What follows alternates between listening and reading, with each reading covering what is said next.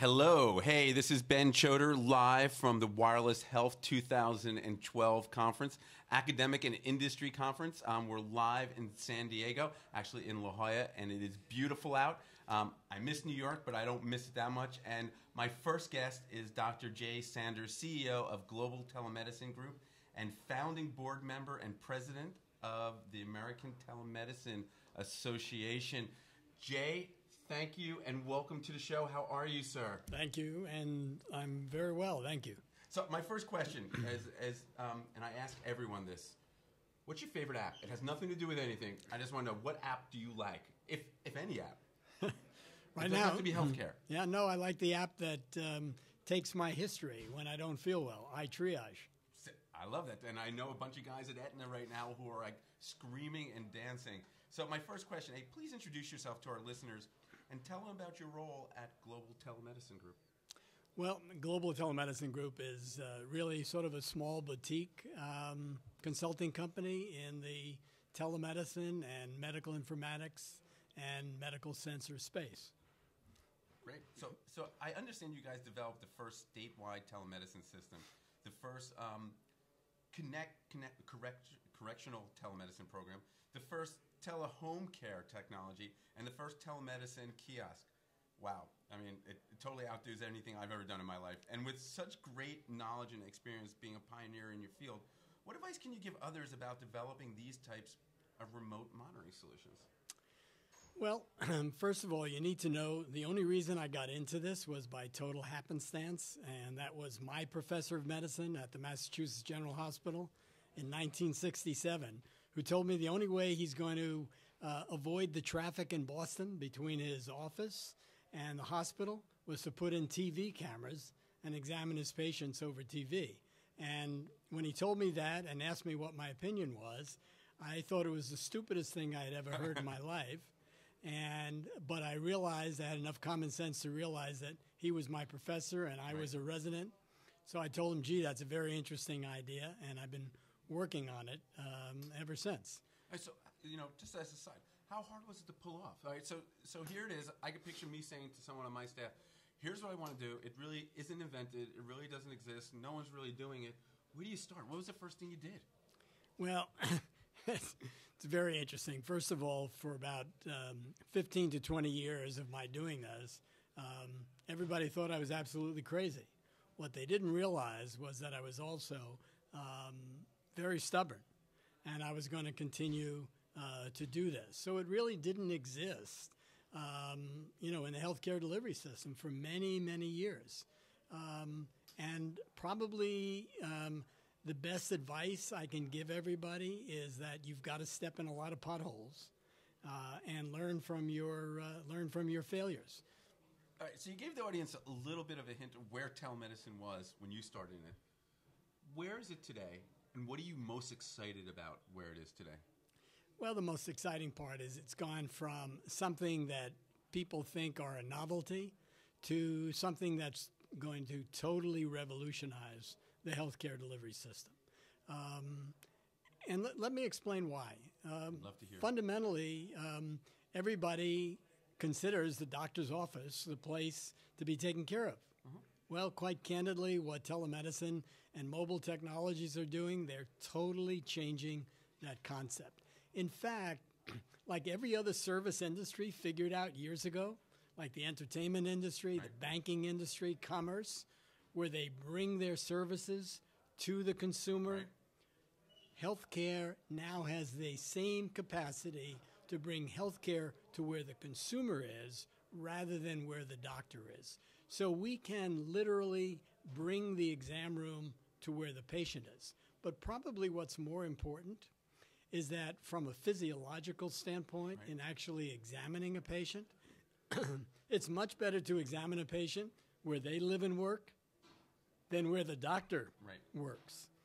Taking someone's blood pressure in their home is a much better determination of what their real blood pressure is. What do you think some of the driving forces are? I keep on hearing numbers like, 7 to 10,000 baby boomers are turning 65 every day. They want to age in place. So is something bringing this to a head or bringing this to the forefront? Is it because there's so many more people want to age in place? And does where technology is today, does it make a difference? Oh, absolutely, absolutely. But I think what you're seeing in the populace is the fact that, gee, if these other service industries can bring me all the things that they do to my home, where I am, wherever I may be, why can't the healthcare industry do that? The biggest problem is not going to be the consumer. The biggest problem is going to be my colleagues. Right. Why? Why do you think it's a problem with the colleagues? Well, they don't want change? I probably should put it in a different fashion. I probably should say my older colleagues. Okay. They haven't grown up in this kind of environment. The younger colleagues are all saying, how long will it take to do this? The older colleagues are saying, this will never work. I think I agree with you 100% on that. So here's a little twist on it. So, how does mobile health fit into the equation? And really, what do you think the difference between telemedicine and mHealth is? I mean, I like to say, so I come from the streaming media world, and when I got into the whole mHealth space about a year ago, I always knew about telemedicine. Telemedicine was mHealth a dozen years ago. I mean, what do you feel? No, you're absolutely correct. I have very strong views about this, and fundamentally, all telemedicine is the transport of healthcare information electronically from one location where it exists to another location where it's needed. Okay, so whether you do that with a phone and you tell a patient, take 2 aspirin and I'll see you in the morning, whether you do it in a real-time interactive video conferencing system, whether you send a text message, whether you do it with an email, or whether you use a smartphone, it's all the same thing. It's electronic transport of information. So I use telemedicine as a generic term. It covers e-health, mobile health, store and forward health, whatever. I agree. So in your ideal world, what would the future of healthcare look like in regards to wireless health? What do you see 10 years from now? What's the world going to look like? Well, first of all, I should warn everybody listening to this that I'm a very bad predictor of when things will happen. When I finished my first National Science Foundation grant in 1976 and was asked by a number of reporters when I thought this was going to be part of the day-to-day healthcare delivery system, I said, minimum 5 to 10 years.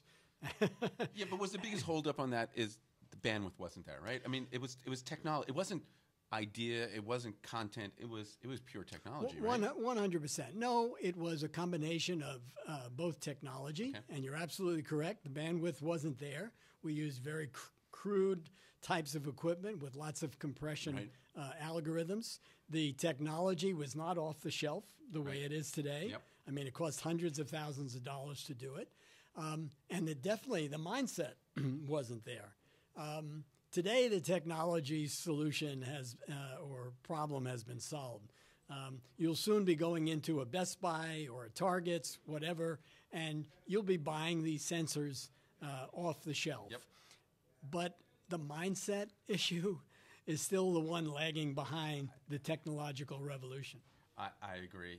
You gave the keynote this morning, and your title was Mars to Main Street. What did you discuss during this presentation? Because our audience wasn't able to participate in it. What did they miss? All I've heard is raves about it. I just got off a plane, so I missed it. So I'd love a little update, too. Well, sure. Since I've had so much trouble convincing my colleagues about how the healthcare delivery system has to change, I thought that I would put it in the context of a healthcare delivery problem that everybody would understand, and that is, how do we develop a healthcare delivery system for the astronauts who are going to Mars and are going to live on the planet? So I identified 4 things that we had to do when we discussed this at NASA. Number 1 was, obviously, we have to bring the exam room to the astronaut. Right. We can't bring them back to Earth. Number 2, we need to bring collective expertise to the bedside. What single physician could I choose who has all of the knowledge base that I would need? There is no one. So I need to bring collective wisdom to the bedside. The third is, because of the harsh environment and the different types of conditions that we'll see on Mars, we need to continuously monitor the patient. And number 4, the most critical point is that astronaut has got to be his or her own primary care physician. Those 4 messages need to be the healthcare delivery system on this planet. Well, it's amazing. When you're saying that, if you close your eyes, don't even think about it as another planet or Mars, it's exactly what anyone would want the patients to be doing today. Absolutely. And once again, the irony of, let me just pull out continuous monitoring. People look at me, what do you mean? Am I going to be continuously monitored? I mean, I don't want all those devices. Well, fundamentally, the devices will be your wristwatch, right, which you will be wearing, or your wedding band with sensors in it, or they'll be circulating in terms of nanotechnology. And in the same way, you turn on the ignition of your car, and the car dashboard lights up, and you know everything about your car. You hardly ever look at it until a red light goes off. Well, the same sort of medical dashboard will exist for every individual. It'll be totally unobtrusive, and only when your blood pressure goes above what it should be, or you have an abnormal cardiac beat, will you get a warning sign. See, that's exciting. Because to me, the whole thing is, if you think about the whole wireless sensor world, if you could be a diabetic patient, a child, and I could put a sensor on your hip, and the mother or the father would get a red light before the kid even knew his glucose was off whack. Absolutely. That's amazing. Yeah. So you think the future is bright. Are you excited for the next 5 years? I'm very excited, and the chief thing that makes me excited is talking to the younger colleagues, talking to the residents who are just coming out of medical school. When I talk to them about this, they look at me like, well, of course that's going to happen. When I talk to my older colleagues, they look at me like I'm crazy. I loved having you on the show. I wish I could do longer with you. We have other guests, but I truly think you're a trendsetter and an innovator, and it's been an honor to have you on the show. Thank you. Thank you Thank so you for much. having me. Have a great rest of the conference.